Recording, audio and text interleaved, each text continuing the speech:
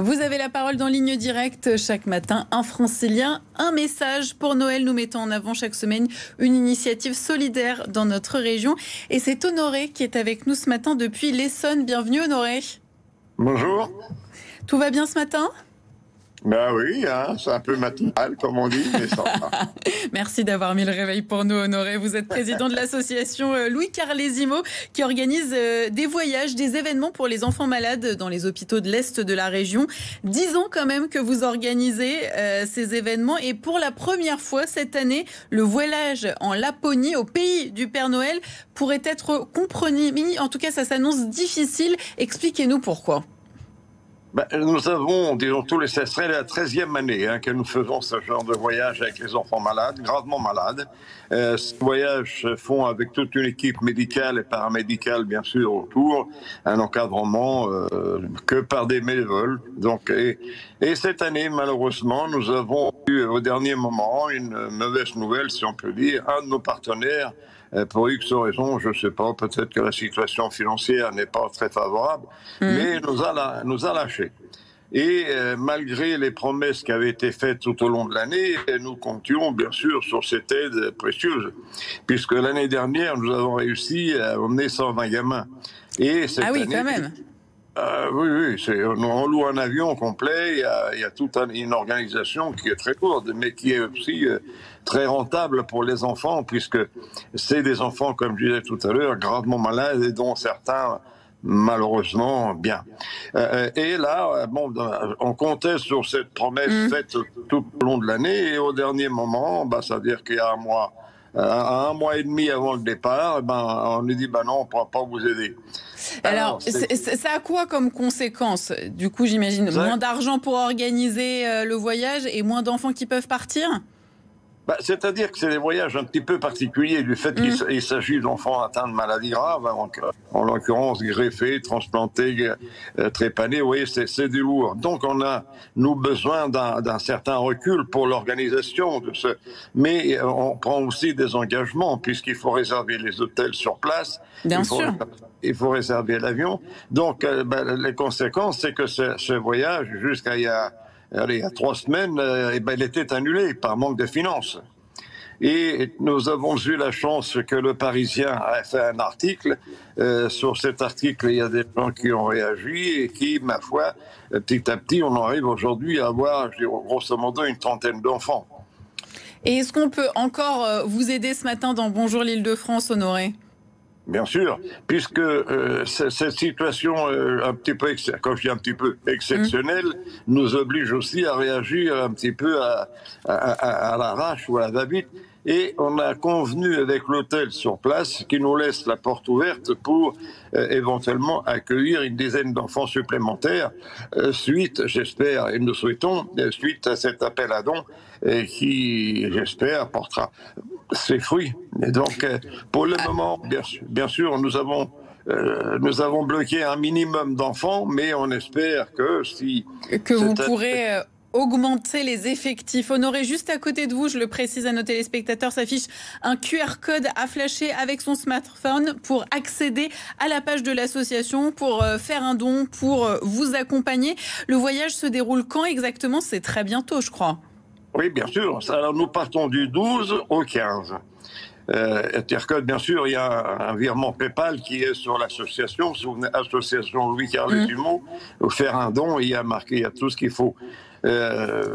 Oui, là, et moi je dis, du coup, cette année, on emmènera aussi. Ah oui, nous avons un parrainage avec les différents hôpitaux des DOM-TOM. La Guadeloupe avec les 2 hôpitaux, Pointe-à-Pitre et bien sûr Basse-Terre, la Martinique, la Guyane et la Réunion.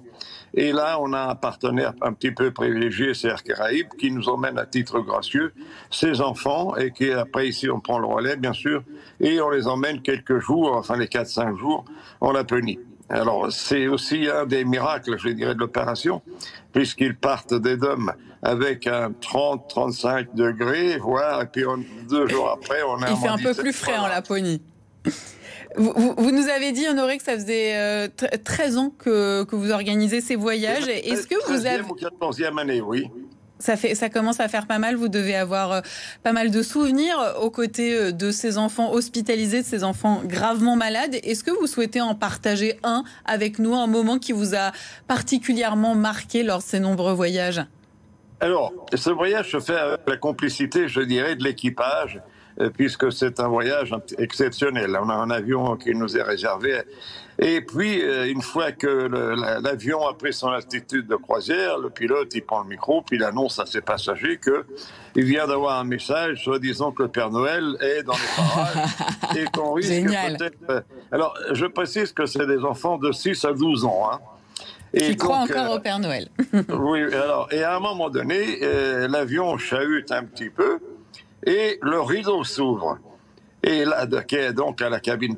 Et là, le Père Noël fait sa première apparition avec une corbeille, avec des papillotes, ainsi de suite. Et il entame sa distribution dans les couloirs. Et là, je crois que c'était au 2e ou au 3e rang, il y a un gamin qui tâte le bras et il dit « Mais c'est le vrai Père Noël !» Il est là. il est arrivé. Et là, je vous cache pas que j'ai pas pu retenir ma petite larme. Parce que, c'est moi qui ai la corvée, si on peut appeler ça comme ça, d'être le Père Noël cette fois-là. Mais après, on le voit 2 fois, 3 fois. D'accord. La dernière fois, il vient à l'hôtel où nous sommes, le dernier soir, et il fait aussi une distribution de jouets pour tous les enfants.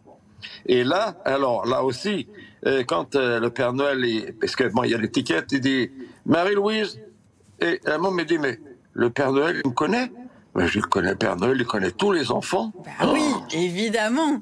Le Père Noël connaît tous les enfants, il est généreux et ça vaut le coup de venir le voir sur place, si j'ai bien compris, en Laponie. Vous avez une énergie incroyable, Honoré, et vous nous avez dit que vous faisiez le Père Noël là, lors de ces voyages organisés, mais je crois que vous le faites aussi le soir de Noël dans les hôpitaux.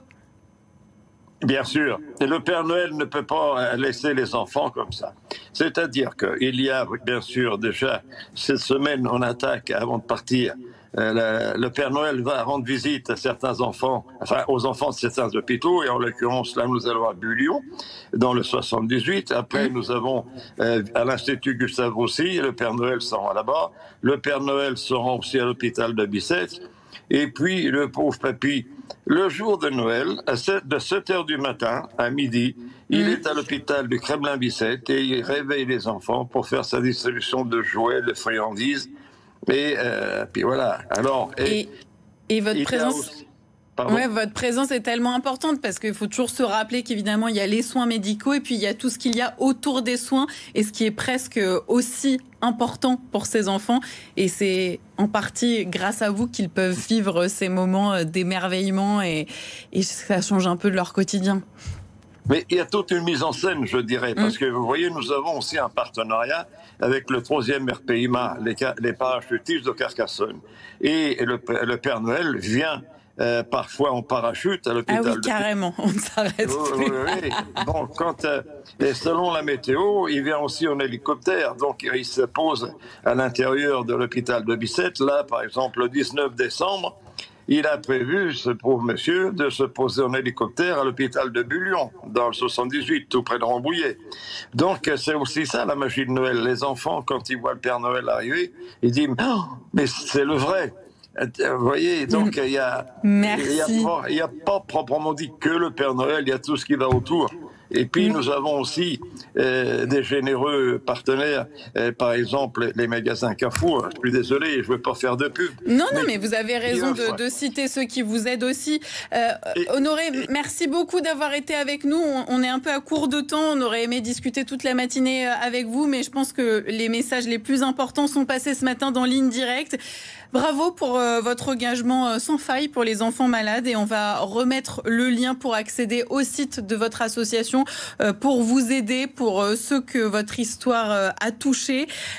N'hésitez surtout pas à le flasher avec votre smartphone. Merci beaucoup, Honoré. Je vous souhaite une excellente journée. Bien une certaine participation pour emmener un peu plus d'enfants là-bas. Ça marche, c'est bien noté.